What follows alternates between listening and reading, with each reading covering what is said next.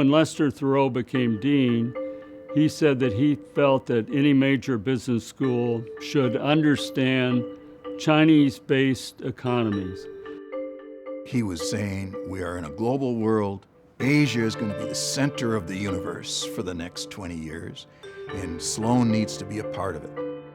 He said, institutionally, we're going to commit to this region. That was a big step for any school at MIT. It was not the usual practice at MIT. It was gutsy. And I must say some people resisted and say, well, we're not really a global economy. They had an argument then, they don't now. Lester pushed us in exactly the right direction. Certainly among American universities, we were way ahead of the pack. When this program started, very few people imagined what it would become.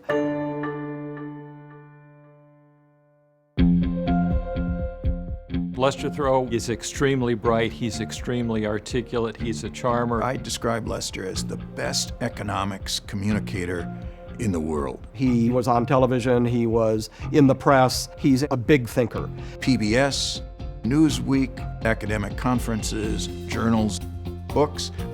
He was constantly in demand.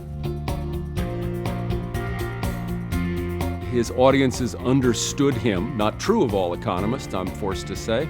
So the fact that he was a star helped him be the anchor for these events. He was the banner carrier, he was the one who put the stake in the ground. Lester put Sloan on the map internationally. Our objective was to learn about China. We decided that the best way to learn would be to contribute. China was a very important place that needed serious work on management and management education, and we had the goods and could help them. When we went to China and expressed our interest in working there, we were overwhelmed with requests. They were distinguished universities, Tsinghua, Fudan, Lingnan, and Yunnan. We said this is a partnership that's going to have huge impact.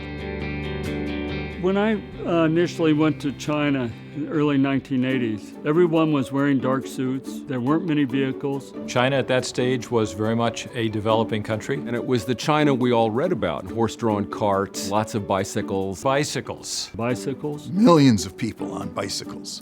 China was just beginning to open up to the outside world in terms of economy. It's also true that many of our students and faculty didn't have any substantial exposure and knowledge about that country. I remember there was one student who, in one of my very early trips, told me how lucky I was that I came from a country that only had about 40 presidents, because he'd had to memorize the names of 4,000 years worth of emperors.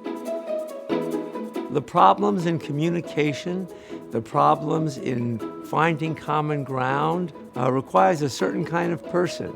And if you wanted a person like that, you'd think of Alan White. Alan is candid, straightforward. A wise person with a good sense of humor. He's a warm individual, a dear friend. Patient. A thoughtful person. Keeps his eye on the ball. But a serious fellow. You have to have an Alan White to make an organization go. I give Lester credit for the vision, but Alan credit for using his deep experience and knowledge in Asia to make it real. Oh, Alan White is a rock star in China. I would be hard-pressed to think of a university that we have been working with in China where there aren't photographs of Alan White in a variety of places. Alan is the extraordinary glue that has made MIT Sloan able to have a positive difference in China.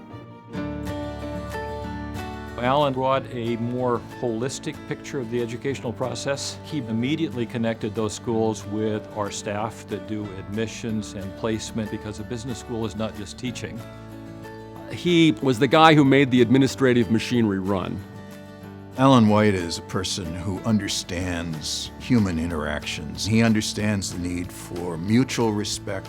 So his idea of international faculty fellows is a brilliant move. The model we adopted in China was to bring the Chinese faculty here as colleagues and to let them see what we do, learn what we do, and take what they wanted from it. Because it's a different place and a different culture. Things don't automatically translate. They saw professors willing to get their hands dirty with practice, also teaching practice and theory in the classroom. They said, this is different. The Chinese faculty and the great students have helped us not only understand China better, but understand the world better. The transformation in China is a great historic event. You go to Shanghai twice, 3 years apart, you don't recognize Shanghai. It's been a privilege for us to play a part, however small.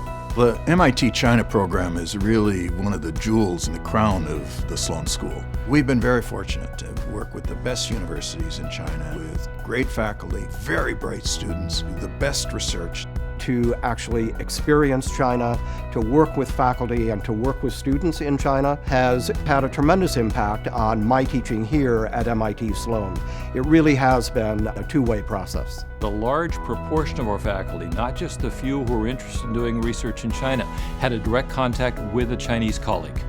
So in a sense, we connected the school to China. There's nothing better than combining our students with the Chinese students so they solve the problems together. If we can have more knowledge and management skills, experience from America, we can do better in the long term.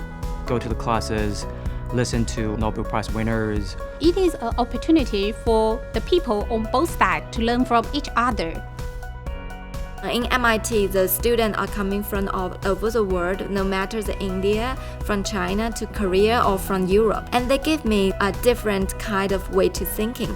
It's important to learn from one another, especially when you're on different continents. It would change a lot of misconceptions. It's just the conversation itself, working together, creating and innovating. I mean, that's the process of dreaming come true. Lester, I want to thank you for the impact you've had on the school, and setting us on the course that we've followed ever since. We are here because of you. Look what you have created. It's been tremendous. You should be very proud. You've left a lasting mark on all of us. Thank you for being the extraordinary leader that you are. It makes a huge difference to MIT. And of course, Alan, I have to thank you for sustaining this collaboration, for being its advocate, for being its driving force, for being the guy who, even though jet lag kills you, got on an airplane every time it made sense to get on an airplane. Alan, we could not have made these programs grow to the magnitude and to the level of quality and to the success that we've experienced without your leadership. We're going 20 years strong, and I believe that it has another 20 years and maybe 40 years in the future. Thank you so much. Well, thanks. Thank you so much. Thank you. Thank you for continuing to create a great future for China and for MIT. There's so much interesting work to be done.